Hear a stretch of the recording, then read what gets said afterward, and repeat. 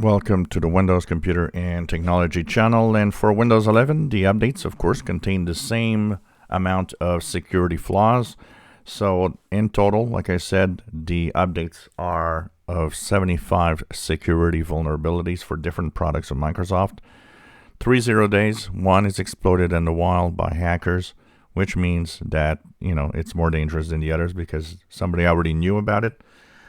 Here is the manual download for those that have a problem with the Windows update. Often the manual download will work. So for Windows 11, the update is 501.39.43. And here I will share this page in the description below. For Windows 11, all you have to do is go and click the first one up here, which is cumulative update for Windows 11 x64. This is for the standard versions of Windows 11 that most users have. So you click the download button here and you install it manually.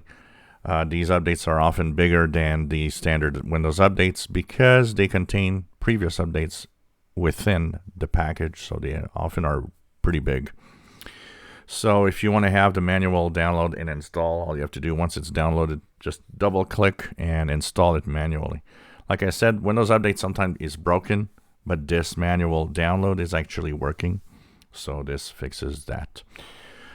There's no bug fixes per se in Windows 11 itself, but what happens is that if you didn't install the Patch Tuesday, the cumulative update for the C updates of last month, which is the optional bug fixes update, remember that those had two fixes. One was about the flickering screen in sleep mode, and the other one was a .NET framework issue with some apps.